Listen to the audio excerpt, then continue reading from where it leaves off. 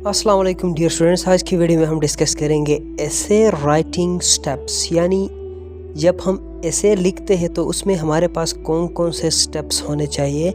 आज की वीडियो में हम वो डिस्कस करेंगे थॉरोली, तो आप लोगों ने वीडियो को आखिर तक देखना, और अगर आप चैनल पे नए हैं तो चैनल को सब्सक्राइब करना ना भूलिए। तो अभी हम स्टार्ट करेंगे वीडियो स्टेप बाय स्टेप। सबसे पहला चीज़ हमारे पास इंट्रोडक्शन। तो ऐसे में कुछ स्टेप्स होते हैं, उनको फोकस करना। और इंट्रोडक्शन में फॉर एग्जांपल क्या होगा, फिर उसके बाद बॉडी में क्या होना चाहिए और पैराग्राफ के अंदर क्या होना चाहिए, सारे चीज़ें डिस्कस करने जा रहा हूँ, आप लोगों ने देखना है।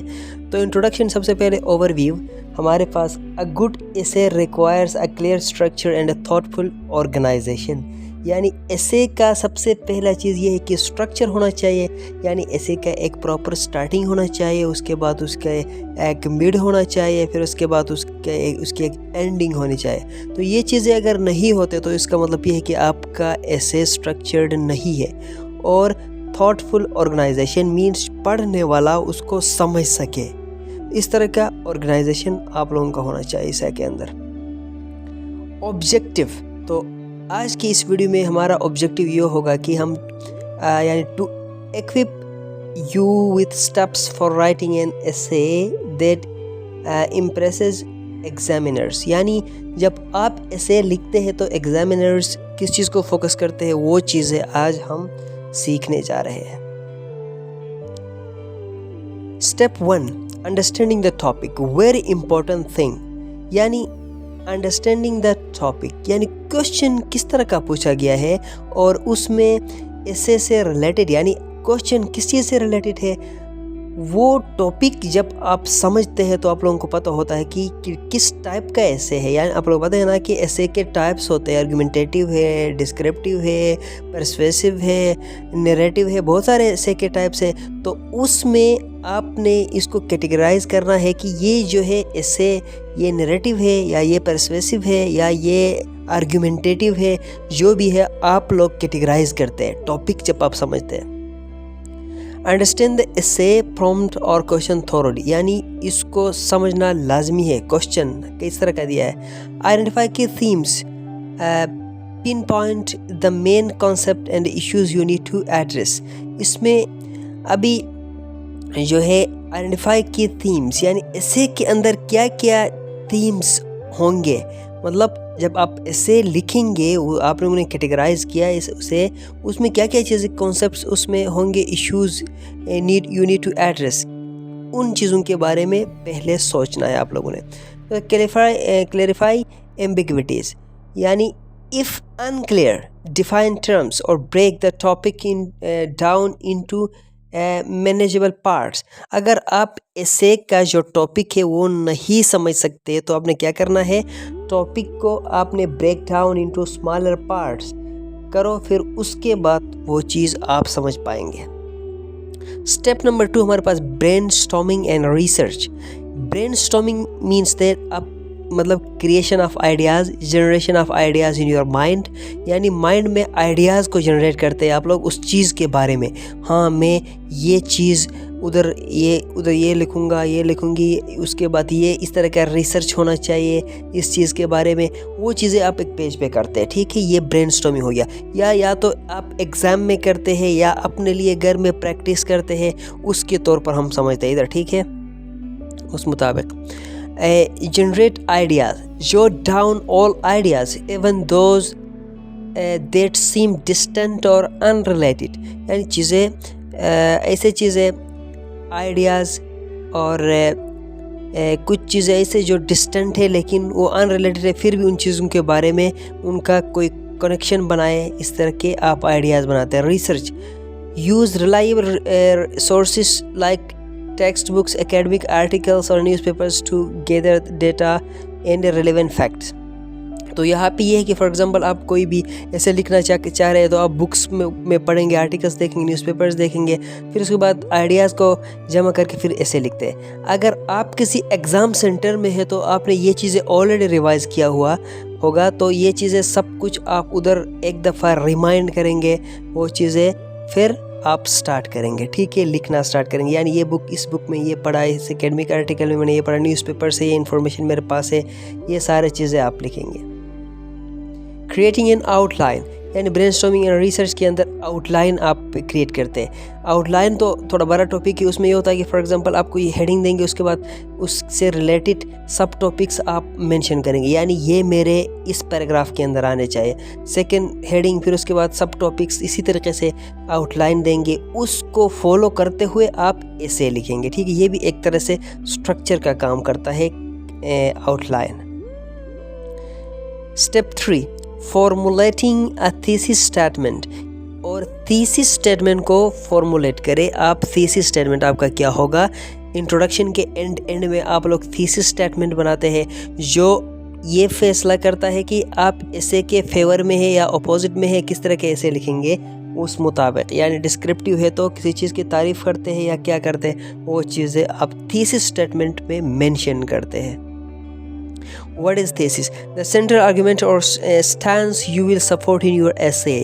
यानी ये आप जो है essay के अंदर इसको आप क्या करते हैं, सपोर्ट कर दिए, आप मतलब इसको आप सपोर्ट करते हैं। आर्ग्यूमेंट है या स्टांस कह सकते हैं इसको, ठीक है, सेंट्रल आर्ग्यूमेंट और stance. Be clear and concise, यानी आपने क्लियर होना है और कंसाइज। क्लियर मतलब हर चीज़ क्लियर हो, कोई भी चीज़ एम्बिग्विटी उसमें ना हो, और कंसाइज शॉर्ट हो और मीनिंगफुल हो। Your thesis should directly address the topic and be arguable, यानी आपका थीसिस जो है टॉपिक को डायरेक्टली एड्रेस करे, यानी टॉपिक के साथ रिलेट हो, और आर्ग्यूएबल, उस चीज़ पर लिखा जा सकता हो, उस चीज़ पर बेस किया जा सकता हो, इस तरह का चीज़ होना चाहिए। और एग्जांपल हमारे पास, climate change is a significant global issue that requires urgent collective action, ये आपका थीसिस है। Climate change is a significant global issue that requires urgent collective action. अब देखो इस चीज़ के आपने बताया कि किस तरह का एक्शन होना चाहिए, तो ये चीज़ आप एक्सप्लेन करेंगे फर्दर अपने एसे के अंदर, ठीक है। स्टेप 4, स्ट्रक्चरिंग द एसे, यानी एसे को स्ट्रक्चर कैसे करेंगे। Introduction, brief introduce the topic, context and your thesis, ये 3 चीज़ें आपके इंट्रोडक्शन में आएंगे। फिर उसके बाद बॉडी पैराग्राफ्स, आपके बॉडी पैराग्राफ्स होंगे, हर बॉडी पैराग्राफ्स का टॉपिक सेंटेंस होगा। फिर उसके बाद सपोर्टिंग डिटेल्स और कंक्लूडिंग हर बॉडी पैराग्राफ में होगा। Evidence and example supporting the thesis, a logical flow and A coherence between the paragraphs, यानी ज़्यादा पैराग्राफ्स आपके होंगे उनमें एक रिलेशन होना चाहिए। एक पैराग्राफ से जब आप दूसरे पैराग्राफ में जाते हैं तो पहले पैराग्राफ के एंड में दूसरे पैराग्राफ के साथ टच हो, और दूसरे पैराग्राफ के स्टार्टिंग वाला पोर्शन या टॉपिक सेंटेंस का पहले के पैराग्राफ के एंडिंग से कोई रिलेशन बने, तो इस तरह का आपने कनेक्शन पैदा करना है, इसको कोहेरेंस कहते हैं, ठीक है। कंक्लूजन, समराइज की points, restate the thesis and provide a final thought और कॉल टू एक्शन, यानी आप पूरा की पॉइंट्स को समराइज करें, रिस्टेट द थीसिस या थीसिस को दोबारा एक दफ़ा स्टेट करें, मतलब एक्सप्लेन करें, प्रोवाइड द फाइनल थॉट और कॉल टू एक्शन, यानी इसका रिजल्ट क्या बनेगा वो चीज़ आपने करना होगा। ये स्ट्रक्चर हो गया। राइटिंग द इंट्रोडक्शन, इंट्रोडक्शन लिखते वक्त आप क्या करेंगे। Hook, start with a captivating statement to engage the reader.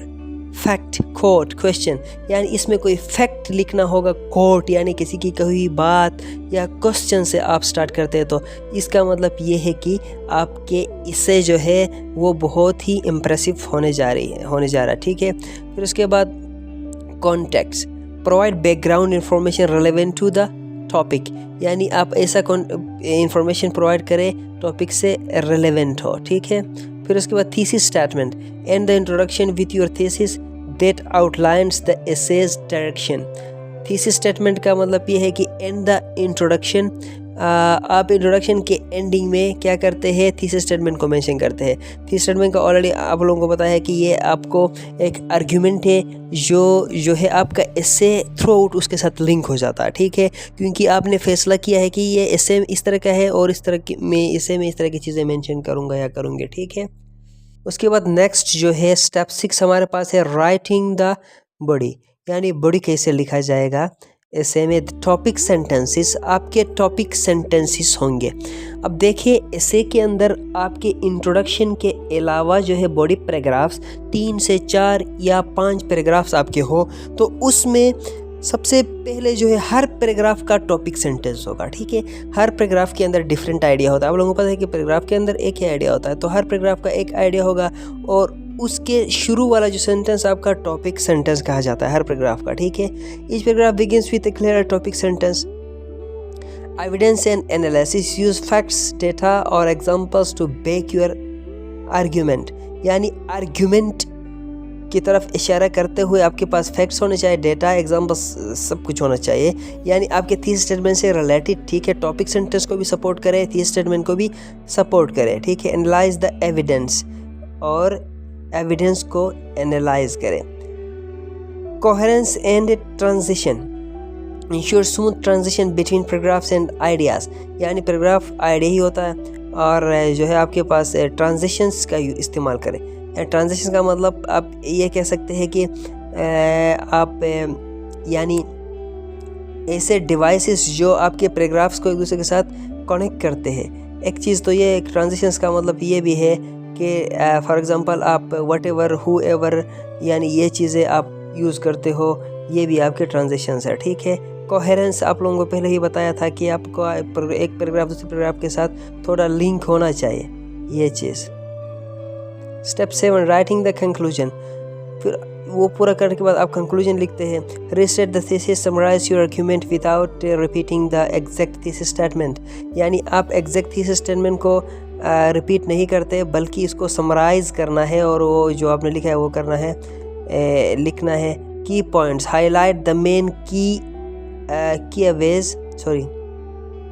Highlight the main takeaways from your body paragraphs, यानी बॉडी पैराग्राफ से जो है आपने हाईलाइट चीज़ों को उठाना है और आपने कंक्लूजन में मेंशन करना है।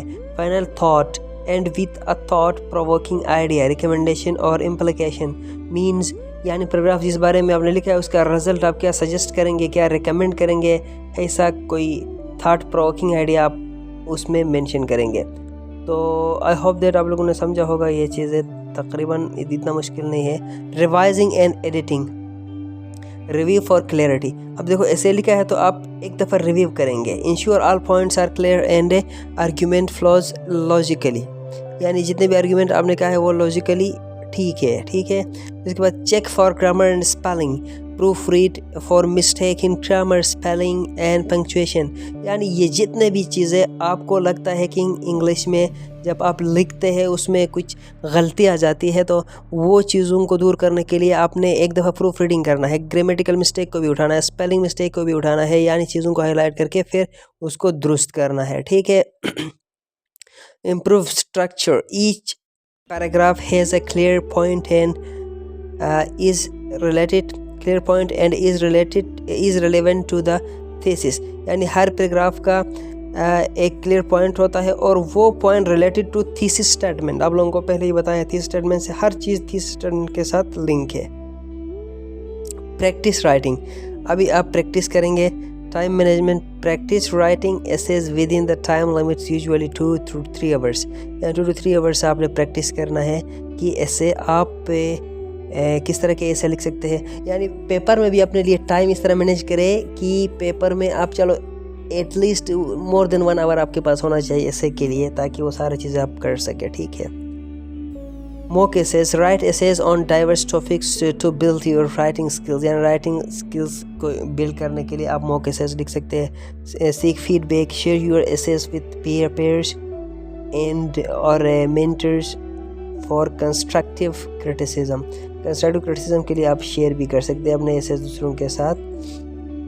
तो कंक्लूजन की तरफ आ गए हमने। Key takeaways, understand the topic, फिर उसके बाद structure your essay properly, revise and edit carefully, preparation is key, regular practice and refining your skills will help you perform confidently in the CSS exam, यानी CSS ने कोई भी exam हो, हर exam में ऐसे का इस फॉर्मेट को फॉलो करके करना लाजमी है।